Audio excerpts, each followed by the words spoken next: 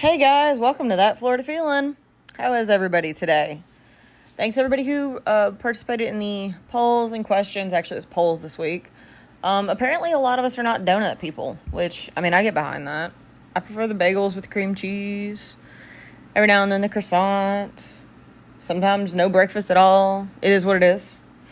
But thanks for participating, guys. I really appreciate it. All the likes and shares, comments, especially on the TikTok page. You guys are amazing. I can't thank you enough. So today I want to talk about something fun. Like, really fun. We've talked about spooky. We've talked about Seminole Wars. Let's talk about something exciting. Well, at least I find it exciting. Today let's talk about one of the most magical places on earth. I'm talking about Magic Kingdom. That's right. Walt Disney World Resorts in Orlando or Bay Lake, Florida, has its very own Magic Kingdom. And I've done a couple of the other Disney parks, but I saved Magic Kingdom. And it's one that I love. It's very nostalgic to me. It's also one that I have some of my worst Disney stories from. It was actually the very first park I worked at when I was a cast member. And I will share some of those stories. But first, let's talk about this park and how awesome it is. So Magic Kingdom actually opened on October 1st in 1971. And, of course, it is owned and operated by the Walt Disney Company. And it didn't actually start out as Magic Kingdom. It actually officially started as Walt Disney World Magic Kingdom. And it was known from the day it opened until 1994. And then it was called the Magic Kingdom from 1994 to 2017. And then it was Magic Kingdom Park. I remember when it was the Magic Kingdom because that's about when I was working there the first time. And of course, the park is initialized by Walt Disney World and Walt Disney himself. And of course, its icon is the Cinderella Castle, inspired by the 1950 animated film. And it's just it's iconic. You know, everybody knows Cinderella's Castle. You walk in off of, through the turnstiles up on Main Street, and you look straight, and there it is. There's the castle. Now, when Walt Disney really started planning this park, he was really involved in the planning. Unfortunately, he died in 1966 before the park was actually done. He didn't actually get to see the park done, obviously, but he did come to Florida to survey the land. He met with officials. He announced the project to the media. This was his new baby after Disneyland. He wanted Disney World to be much different than Disneyland. He wanted more space. He wanted more area. He wanted green spaces and where you weren't building right on top of it like they did Disneyland out in LA. And so Disney World was just going to be different. And Walt wanted it to be that way. And of course, after Walt died, Roy Disney took over. And he really saw the construction of it. And Disney World didn't start actually constructing the Magic Kingdom really until 1967. So even a year after Walt's death. He already had the plans out. He already had the idea. But construction didn't start until 1967. And this park was, of course, going to be larger and more improved version of Disneyland Park in California. The one thing that really sets Magic Kingdom apart is that it is built over a series of tunnels called utilidors. And that really allows people to move out of sight. You know, as cast members, we would go in the back and we would go through the tunnels and come up and appear, and that's just part of the magic. And, you know, they have the costuming and they have the tours you can take. I think it's Keys of the Kingdom. That's what it used to be called. I don't know if it's called that anymore, where you could go down and you could actually explore and see the behind the magic and the behind the scenes, which, by the way, when you're on one of those tours, sometimes cast members aren't always on stage because it's in the utilidors and we didn't think we had to be. So I feel for some of those people on those tours. I do. Y'all got to see a lot. But the interesting thing about the utilidors is that they're not actually underground. The utilidors in Magic Kingdom are on the ground. And that's because Florida's water table is so high that you dig down 2-3 feet, you're hitting water already. So, you know, and that's kind of a swampy area anyways. So it wasn't like they were going to be able to dig down. So the utilidors are actually ground level, believe it or not. And Magic Kingdom is actually built on the second story, which is why it actually sits at about 108 feet above sea level. And the area around the Utilidors is the Seven Seas Lagoon. So when the Seven Seas Lagoon were built, they took that dirt and they built it up around the Utilidors to create the illusion of being on ground level when you walk into the Magic Kingdom. And of course, the Utilidors were built first, and they weren't actually extended as the park expanded, so parts of them actually stop. So like when you were going up to other certain parts of different lands, you had to come up at a certain level, and then you still had to walk across the land because that was an extension of the original park. Now, the Magic Kingdom first opened as part of the Walt Disney World Resort on October 1st, 1971, and it also concurrently opened with Disney's Contemporary Resort and Disney's Polynesian Village. I will be talking about the resorts in another podcast.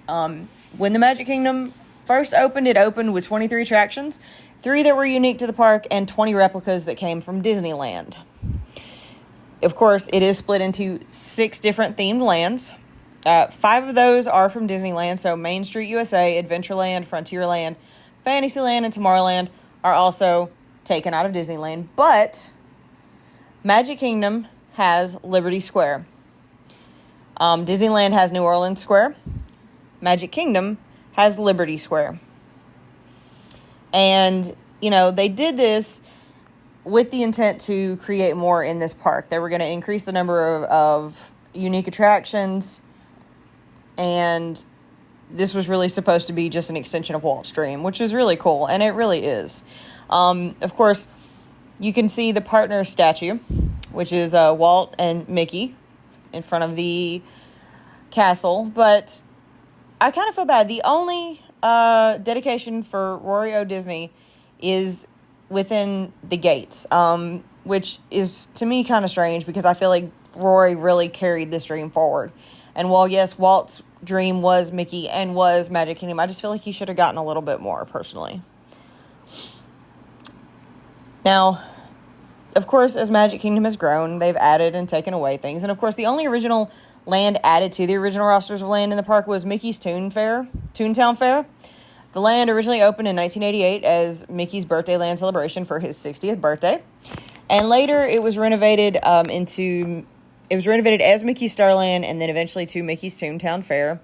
And the home was attractions such as Mickey's Country House. I don't know why I said county. Country House, Minnie's Country House, the Barnstormer at Goofy's Wiseacre Farm, and Donald's Boat. Now, of course, if you go today, you're not going to find Mickey's Toontown Fair. It was actually closed in February of 2011, and it was for the expansion of Fantasyland, which did keep Goofy. You can still find the Great Goofini, which is the Barnstormer. But of course, that area was called Storybook Circus. That is now what is Storybook Circus. Dumbo the Flying Elephant. It was relocated into this area, and you can still find the Barnstormer. So it's still a really cool little park area. One of the really cool things about Magic Kingdom is that it has only been closed temporarily because of 8 hurricanes. And as you guys know, Florida has had a lot of hurricanes. I apologize. One of my cats cannot seem to get comfortable on his crinkle mats. Can you sit down? Can you sit down? Thank you. So, Magic Kingdom has only been closed temporarily as of 8 hurricanes. And like I said, in Florida, hurricane season, you might get none. You might get a lot. And to only be closed temporarily because of 8 hurricanes, that's pretty good. Floyd, Charlie, Francis, Janine, Wilma, Matthew, Irma, and Ian. Now, Charlie, Francis, and Janine were the same year. Matthew was a monster storm. Irma went right over Disney World. And Ian came right over top of it as well. Now, the first non-hurricane related day the park actually closed was September 11th. And unfortunately also closed due to COVID. Now, Walt Disney World was only closed from March 2020 to July 2020 due to COVID. So, it wasn't technically that long. Now, you might think, well, no, that's not true because I've seen Magic Kingdom close. Well, if you have seen people not be allowed in, that's differently. Now, there are 4 phases of park closure when they exceed capacity, and that's restricting access for most guests to full closure where even cast members can't get in. Now, if it's phase 1, it restricts access to most guests. Cast members can still get in if it's not a blacked out day. I have seen it go all the way to phase 4. It was so bad that when I got off my shift, there were people down in the utilidors saying you cannot go back upstairs if you are not on the clock.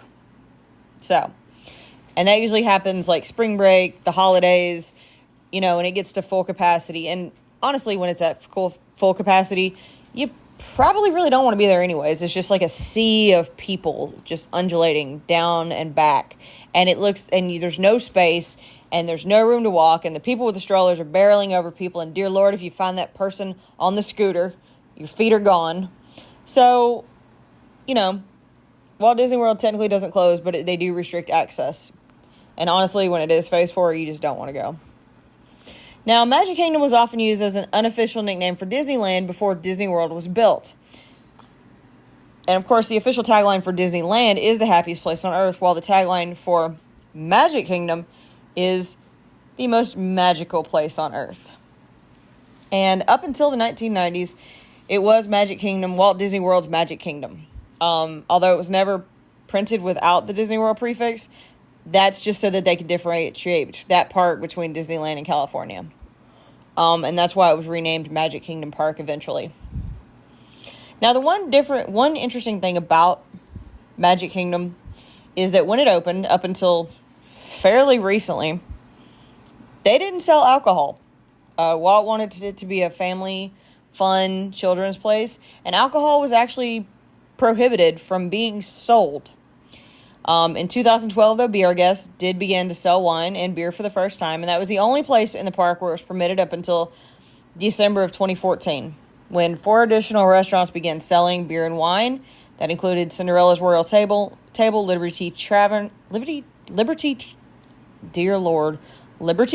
Tree Tavern. I don't know why I can't say that one right now. Tony's Town Square Restaurant, and of course, Jungle Navigation, Skipper's Canteen. And I think that's a really cool thing. I think it's, of course, you go drink around the world at Epcot, or you go to Yak and Yeti at the Animal Kingdom. Hollywood Studios has their own, especially the new Star Wars stuff. But it's really, it's kind of nice to not see people walking around with beers at Magic Kingdom. Now, of course, in 2018, though, this park officially became the second Magic Kingdom style park to serve alcohol at all table service restaurants. So now if you go somewhere like the Crystal Palace, you can probably get alcohol. It does hold a very interesting, distinctive, weird kind of, I don't know. It's the most popular spot for families to scatter ashes of loved ones. And of course, the favorite place to scatter them? You guessed it, the Haunted Mansion. This practice is unlawful and prohibited on Disney property. Anyone spreading ashes will be escorted from the park. I cannot tell you the amount of times that Haunted Mansion was closed down because someone did this. And it still happens to this day.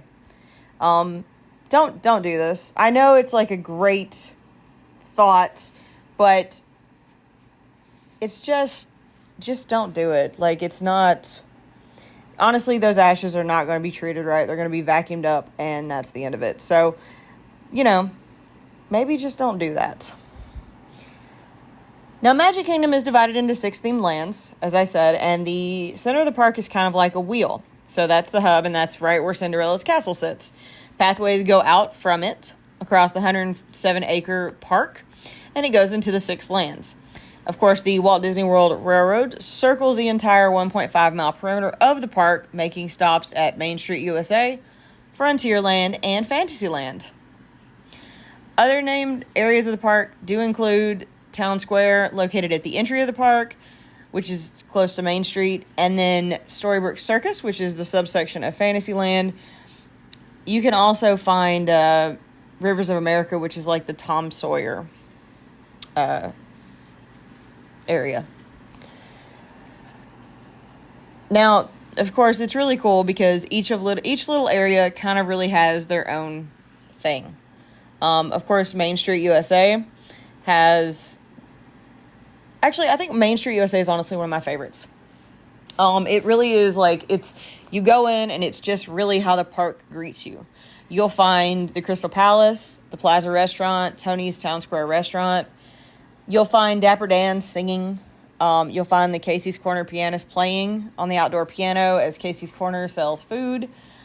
It's just a really cool little area. I mean, there's a lot of places to eat. My favorite, honestly, is the confectionery. I just love the fact that they have, that you can see them doing the dipping and stuff and the sweets in the kitchen. Of course, you can buy the merchandise. The Emporium is the largest merchandise location in the park. It is entire one side of Main Street. If you're going to find it in Magic Kingdom, you're going to find it there. You can find the balloons. You can find the cinema, which is a little gift shop. You can even find a jeweler and Pandora jeweler. All on Main Street. Its really biggest attraction is Meet Mickey Mouse in the Town Square Theater, which I have done numerous times. And they have really cool little buildings, like they have a fire station. They have a train station. You can see the flagpole where they do the daily flag raising. They have Roy Disney sitting with Minnie, which is Share the Magic statue. You can go to the barber shop, which I heard they were closing. Not sure about that. I heard that. I hope they don't. The barber shop is really cool. You can see the various Main Street vehicles that go up and down the street. And by the way, you can ride in those. You actually can, as a guest, just anybody get in there and they will take you up and down Main Street. Of course, you can also find first aid and baby care. And of course, this is themed as an early 20th century American town, and this was inspired by Walt Disney's childhood home in Missouri. And it's really kind of cool because it represents the park's opening credits. So when guests go under the train station, or such as an opening curtain, to the left or right, then they see people's names on the windows of the buildings. And it's people that represented something in the Disney company or the development of Walt Disney World itself. And so it's just kind of cool. And of course, they play their own musical soundtrack for this area. And it's Broadway. Like, you can hear Oklahoma or you can hear the Music Man. And so it's really just kind of a great introduction into the park. And of course, as you walk down Main Street, there's the castle. So, I think it's a really cool entrance into Disney World to show you Magic Kingdom.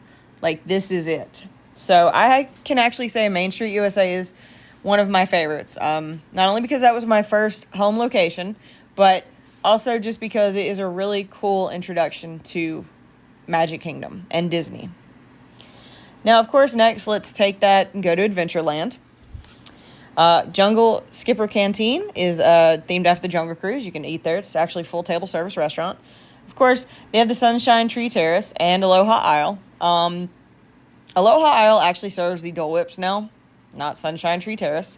And if you have not tried a Dole Whip, I absolutely 1,000% cannot recommend it enough. I love Dole Whip. Side note, they do have Dole Whip with rum at the Polynesian Resort, which I will talk about in another podcast, but I just want to point that out. But Aloha Isle is one of my favorite places in Adventureland. You can also ride the Jungle Cruise, the backside of water. If you've been to Magic Kingdom and you've ridden the Jungle Cruise, you know what I'm talking about. You can also ride Pirates of the Caribbean, which is actually one of my favorites. I like that they updated it to include Blackbeard in the opening, like the waterfall, and of course, the entire just ride itself, which is really cool. Because originally, I want to say that Pirates of the Caribbean was actually like a wax figure. It wasn't a ride at first. It was something you just walked through. Yeah, it was a wax museum. That's what it was. It was a wax museum. It was originally envisioned as a wax museum that you walk through. But they eventually changed it into the boat ride after the success of It's a Small World, which is really cool. I think it's great because, they name it after the pirates and the red-headed wench, which I think they got rid of her, which really kind of annoys me. But no, I love the Pirates of the Caribbean ride. And then there's also the Magic Carpets of Aladdin, which is just a fun little ride. You can go to the Enchanted Tiki Room. You can climb the Swiss Family Treehouse. Or you can do a Pirates of Adventure Treasures of the Seven Seas, which is a scavenger hunt where you join Captain Jack on a series of missions that take place in Adventureland. Of course, you can buy things. There is Pirates of the Caribbean gift shop, Sunglass Hut, and then a Crystal Art store. There's also Club 33. Club 33 is an exclusive members-only club located in the Adventureland Veranda. It is a private dining club located in the park, and it is exclusive. Like, very, very VIP. The wait list is closed. It was closed from 2007 to 2012. I don't know if it's opened up again. The dues are upwards of $20,000 annually. So yeah, it's not really something that you're gonna just get into. But it is in the Adventureland. Good luck getting in or finding it. Frontierland is also in Magic Kingdom. I like Frontierland. They have the Diamond Horseshoe that, well, it used to be a dinner theater. The Diamond Horseshoe was open only seasonally. I don't think they're using it anymore. It was the best barbecue. I loved that place. You can still find Pecos Bill's Tall's Tale Inn after Pecos Bill, who appeared in the Melody Time movie. Westward Ho Refreshments, Golden Oak Outpost, or Golden Oak from the Golden Oak Ranch, or Aunt Polly's Dockside Inn, which is also open only seasonally, and it's on Tom Sawyer Island. They do have the Shooting Arcade, the Country Bear Jamboree, which I absolutely love, and of course Tom Sawyer's Island, which is accessed via boat from Frontierland. You can only go during the day. Once the sun sets and the park is still open, you will not be able to go. Now, my favorite ride is in Frontierland, and that is Big Thunder Mountain Railroad. I love it. I absolutely love that roller coaster. It is my all-time favorite. And Tiana's Bayou Adventure, formerly known as Splash Mountain. I don't know how people feel about them redoing Splash Mountain. I rode the ride once. I hated it. I don't like big drops, so I am unopposed to either. And of course, you can go to the Frontier Trading Post or Big Al's to get some stuff. There's also the Railroad Station. Now, Frontierland is kind of like portraying the American Old West, which is kind of cool. Next is Liberty Square. This is the one that is specific to the Magic Kingdom. You can find the Liberty Tree Tavern, which is a kind of a colonial-themed restaurant. You can go to the Columbia Harbor House, Sleepy Hollow Refreshments, which was named after the legend of Sleepy Hollow, or the Liberty Square Market, which is where you find turkey legs. I want to say I liked Sleepy Hollow better. Maybe it was. One of them had chicken and waffles. And I know that sounds really strange, but one of them used to sell chicken and waffles, and I used to love getting them there. Of course, Liberty Square is home to the Hall of Presidents and the Liberty Bell Riverboat.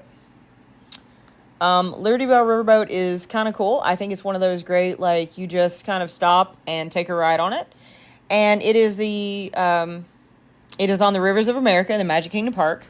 The Richard F. Irvine Riverboat is actually its name. I liked it. I like it, just riding it. But, of course...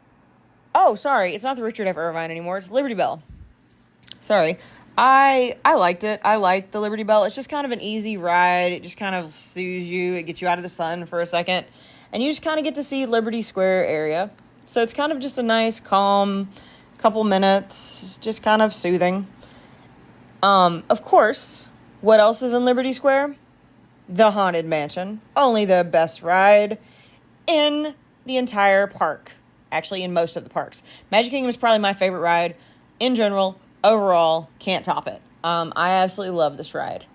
Of course, the Haunted Mansion in Magic Kingdom is not like, obviously, the Haunted Mansion in Disneyland. Disneyland's is more of a New Orleans style, whereas Magic Kingdom is more of a, like, Gothic revival mansion. Of course, it has the ghost stories and the expanding walls and the Hitchhiking Ghost, which is probably... I love the Hitchhiking Ghost. Those are probably part of my favorites. And it's really cool because even the area leading up to the Haunted Mansion, it has the tombstones, and it has the piano, and it has the coffin, and it has the hearse. And so it's just overall a really cool ride that really brings you in. And, I love it. I don't know why, I love it. It's literally one of my absolute favorite rides. You get to ride in the dune buggies, which are kind of cool, and you see the bride. I don't know. I've actually gotten to walk through the Haunted Mansion with the lights on, a behind the scenes tour, and it is still just as cool with the lights on, even if you're not riding in a dune buggy. And I love it. I can't say enough. That's like my favorite ride. And of course, I'm sure that's why it's a lot of people's favorite rides, and that's why they probably want to scatter ashes there, and I understand that, but, just don't. Ride the ride to remember the memories of the person you're trying to scatter their ashes. Don't scatter their ashes there. I will say, though, my favorite part of the Haunted Mansion ride is the ballroom scene, and there is a hidden Mickey on the table. That is probably one of my favorites with the dancing ghost. I don't know why, I just love that part. And, of course, other parts of Liberty Square that are not as cool as the Haunted Mansion, but are there, is the Glade Gazebo, which is near the Christmas shop. The Heritage House, which is guest relations, but kind of a cool building. They do have replicas of the Liberty Tree and Liberty Bell, which are right in the middle. They do have 13 lanterns hanging for the 13 colonies. And you can find historic artifacts from various presidents and first ladies that are in the Hall of Presidents. You can go to Memento Mori, which opened genuinely recently, within the past, I would say, 10 years. No, I was working there when it opened, so it's been more recent than that. All Haunted Mansion merchandise. You can go to the Christmas shop, which is kind of cool for a year-round Christmas store. It's got personalized ornament stations, so you can make your own. There's, of course, the Parasol Cart and the Portrait Gallery. And, of course, Liberty Square is colonial American town set during Revolutionary War. The next part is Storybrooke Circus. Storybrooke Circus is really cool. It's the part that was redone from Mickey's Toonland. They do have a Fantasyland Railroad station. You can find Big Top Souvenirs, which is a massive gift shop where you can get your ears embroidered.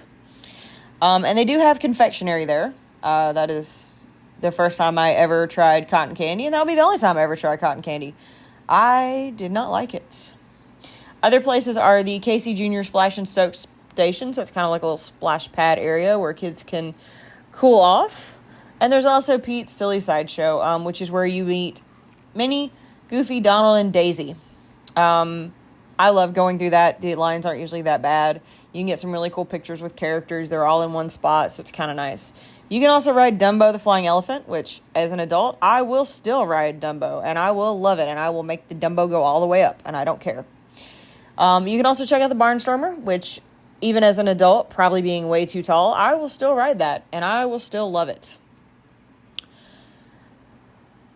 Next part we're going to go to is Fantasyland. Fantasyland has, of course, Be Our Guest from Beauty and the Beast, which is in the Beast Castle, which is an amazingly beautiful facade and a beautiful restaurant. If you ever can even just walk in. But remember, try the gray stuff. It's delicious. It actually is really good. I don't actually know what it is, but it is super delicious. But it's a beautiful restaurant. Definitely, make reservations. Any restaurant in Magic Kingdom, or even most of the parks, just make a reservation. As soon as you know you're going, just make it. You won't regret it. And, of course, there is Cinderella's Royal Table, which is a Cinderella-themed restaurant with character dining. It is inside the castle. Don't want to make a reservation? That's fine. You can pick up something from Pinocchio's Village House, Cheshire Cafe, which Cheshire Cafe has some amazingly overlooked pastries and goodies. Definitely check it out. The Friar's Nook, which is named after Friar Tuck from Robin Hood. Storybook Treats, which is ice cream. Prince Eric's Village Market, which is named after Prince Eric from The Little Mermaid. Maurice's Popcorn Cart, which is named after Maurice from Beauty and the Beast. And Gaston's Tavern.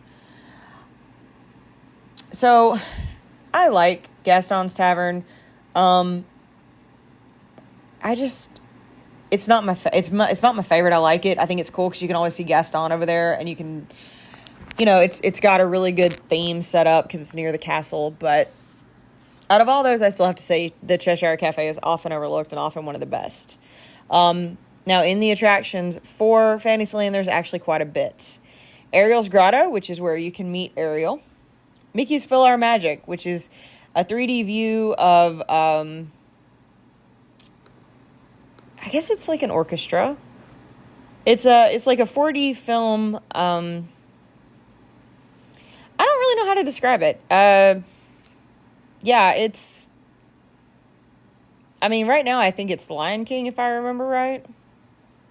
I don't really remember what they're showing right now. It's been a little bit.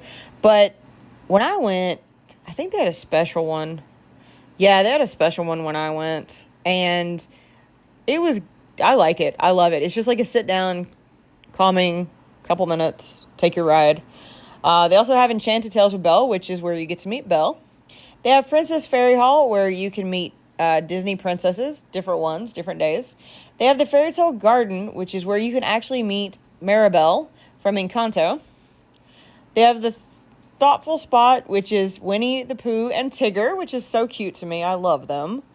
Of course, they have rides. They have The Little Mermaid, Ariel's Undersea Adventure, which I love this ride because I love The Little Mermaid. But I swear to you, every time I get on this ride, it stops. I get stuck for at least 5 to 10 minutes every time. But I still ride it every time I go. Seven Dwarfs Mine Train. I love this roller coaster, but to me, it's not worth the wait. I would much rather ride Thunder Mountain Railroad if it was me. But, like, go on it once. It's got great views of the park. I actually rode it during Mickey's Magical Christmas a couple years ago. And during the fireworks. So it was a really cool kind of like, it made the ride just a little bit better. They have the Mad Tea Party, which is the spinning teacups, which I love. The purple one goes the fastest. I don't care what they say. You can go on the Mini Adventures of Winnie and the Pooh, which is a fun little ride based on Winnie the Pooh. It's a small world. Go once. That's all you need. Or just walk by. You can hear it. But go once. Peter Pan's Flight is another cool one where you get to go, and it's based off of Peter Pan. I may be the one person. I say go once. It's, it's cool. You fly over London, but it's not my favorite. Like, I like Peter Pan. It wasn't my favorite Disney movie, but it's cool. Go once. It's an indoor ride, so you're not sweating to death. And, of course, you can do Prince Charming's Regal Carousel, which I love the carousel. That is something I ride at least 2 or 3 times when I'm in the Magic Kingdom. Of course, you can go to the Fantasy Fair, which is the exit gift shop at Mickey's PhilharMagic. Sir Mickey's, which is a gift shop after Mickey and the Beanstalk. You can go to 100 Acre Goods, which is where Winnie the Pooh's themed merchandise is. Or you can go to Bonjour Village Gifts. I will say, though, if you go to Sir Mickey's, you might get pixie dusted. I'm just saying that might be where you can have some pixie dust for the day. Now, of course, in Fantasyland, there's some really cool things. There is the Rapunzel's Tower replica. There is the Bibbidi Bobbidi Boutique, where you can get made over, your kids can get made over as prince or princesses. Cinderella's Fountain, which is a really cool fountain near the castle. And the Wishing Well. You can see Maurice's Cottage. You can see Gaston's Fountain. But, of course, the funnest thing in Fantasyland to me is the Sword in the Stone. Watching people try to pull that up all day is great. And some people get really, really into it. And, of course, Fantasyland is themed in a medieval fair carnival style. And it's dedicated to the young at heart and to those who believe that when you wish upon a star, your dreams come true. I can say that right behind Main Street, Fantasyland is my favorite. Next, we're going to talk about Tomorrowland. Tomorrowland has a bunch of different rides and attractions. They also have Cosmic Ray's Starlight Cafe, which is like a large indoor eating area. They have the Launching Pad, which is like a quick service location. They have Anti-Gravity's Galactic Goodies, which is mostly like sweet treats and ice cream. Energy Bites, which is Tron-themed snacks, which is a stand. Tomorrowland Terrace, which is an open space used for special events like parties, but you can just purchase things every now and then. And, of course, Joffrey's. If you've never had Joffrey's coffee, go have it. You'll thank me. Now, the attractions in Tomorrowland are Monsters, Inc., Laughing Floor, and the Carousel of Progress. I think everybody just needs to ride the Carousel of Progress once, and you get to hear there's a great, big, beautiful tomorrow. Stitch's ride used to be in Tomorrowland, and if you never got to ride Stitch's ride, you don't know the true horror of the ride. That ride, I don't know, it scared the crap out of me as much as it was fun because it was Stitch. But rides they still have are the Astro Orbiter, which is like the big rocket spinner carousel you see. Definitely ride it. It's got great views. Buzz Lightyear's Space Ranger Spin. That's where you're shooting at Zorg. I love it. I never win against my husband, but I love it. The People Mover, which I think the People Mover is great. It really just lets you sit and take a circle around and just gives you a moment to rest. Of course, there is Space Mountain. Don't put your hands up when riding Space Mountain. I have seen Space Mountain without the lights on. It is truly terrifying. You just do not understand. Keep your hands and your feet in the cart at all times. You don't know. Of course, there is the Tomorrowland Speedway, which are the little racetrack cars. You can smell them before you see them. And then, of course, there is the new Tron Light Cycle Power Run, which is a semi-enclosed launch roller coaster that pretty much, I think it just opened within the last year or so. I know it's new. A lot of my friends liked it. Yeah, it's newer. A lot of my friends ride it and they like it. They thought it was fun. I don't know. It just doesn't, I don't know if it's kind of a roller coaster that I want to ride, but I think it's great that they finally put something else in Tomorrowland. Of course, you can buy Mickey Star Traders. You can get your face painted. They have a launch depot, which is Tron-themed merchandise. They have Buzz Lightyear's Space Ranger photos, which is at the end of the Space Ranger spin, so you can see yourselves as you fight the aliens. And, of course, one of the cool things is the Rocket Tower stage and Rocket Tower Plaza, which is a live outdoor performance space, which when we went to the Mickey's Christmas, we got to see Stitch dancing, and that is one of my favorite memories because it's Stitch. And, of course, the line from the thing is, Santa's a snitch? So it's just great.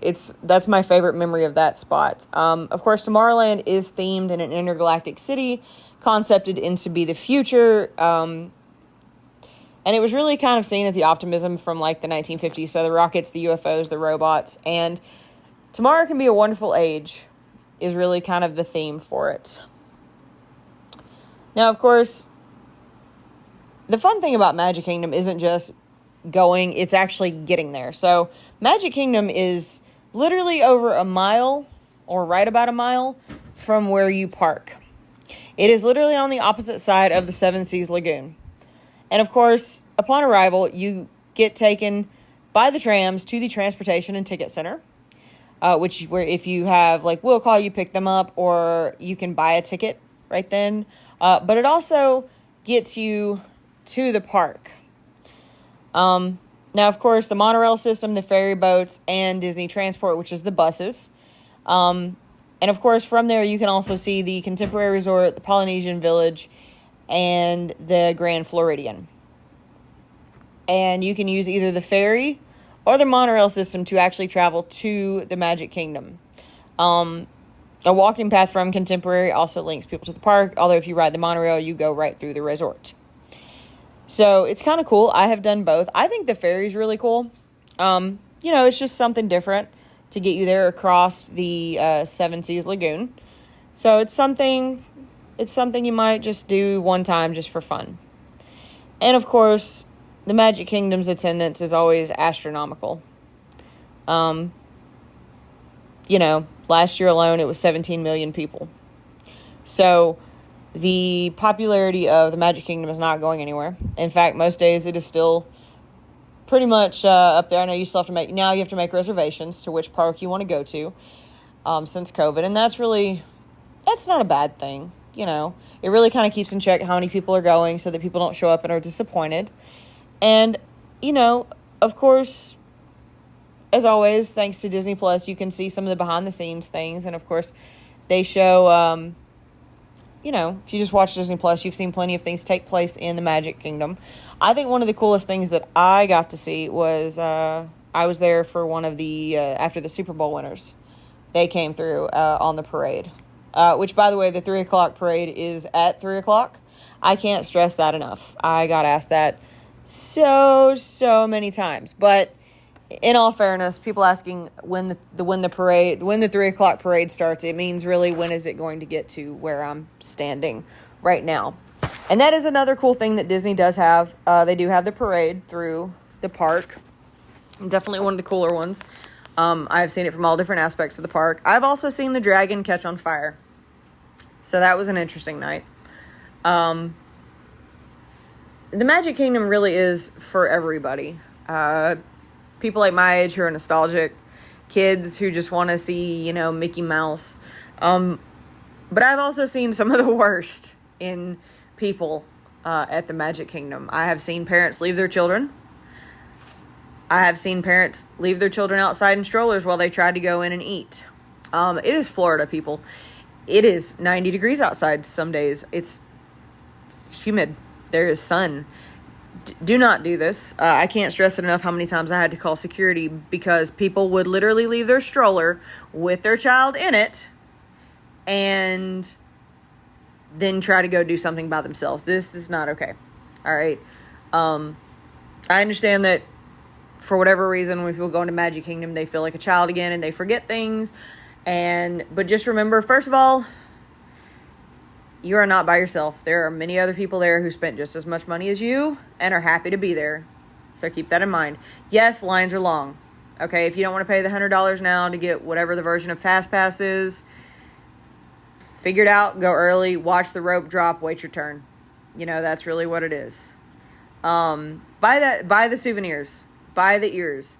One of the things that I found was really cool are the penny machines. So it's like 51 cents. It's 2 quarters and a penny.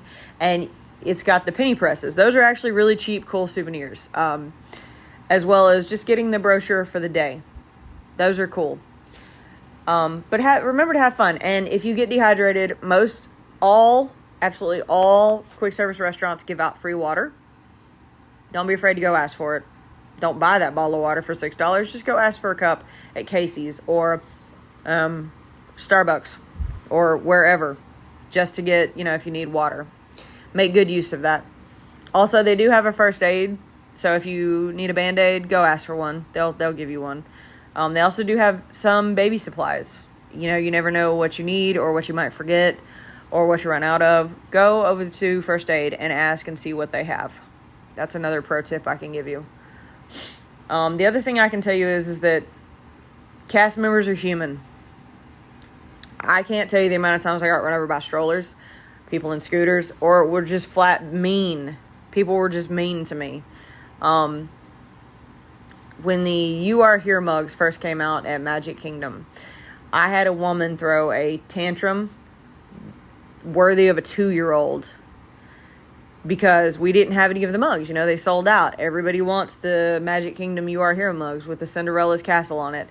And don't do that. Please don't do that. I didn't like calling security on people. But when you start calling me names and you start having a problem and you start causing problems for other guests, yeah, you're going to have to go. So please, please, please, please remember to behave. Don't turn into Florida Man. Don't turn into somebody's story. Don't get yourself kicked out of Disney World and or expelled to the point where you're never allowed to come back. It's not worth that. Don't do that. But I can say that Magic Kingdom truly is a magical place. People's eyes light up when they walk through Main Street and see their favorite character or go on their favorite ride. And I'm one of those people. And so I wanted to share with you guys how much fun it is to be at the most magical place on earth. And hopefully you can hear the excitement in my voice as I talk about it. And hopefully you've enjoyed hearing this episode about the most magical place on earth. Thank you guys for listening this week. No Florida Man. I think I've told enough Florida Man with the people leaving their babies in the strollers in the theme park. I hope you guys have an amazing week. Thanks for listening. Don't forget to share, like, subscribe.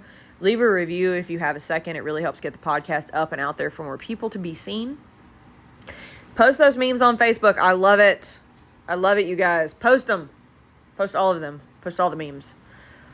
I think it's great. I love that you guys comment and share and talk about the things that you want to talk about in the group, because I want it to be, that Florida feeling for everybody. Side note though, don't post stuff for sale. We're not a sales place. We're not a marketplace. We don't do that. So please don't do that. I will delete your post if that happens again. But yeah, guys, I hope you've enjoyed this episode. I hope everybody has a great week. Don't forget to wear your sunscreen. Don't forget to drink your water. And please, please, please be nice to one another. Yeah, that's your daily dose of sunshine.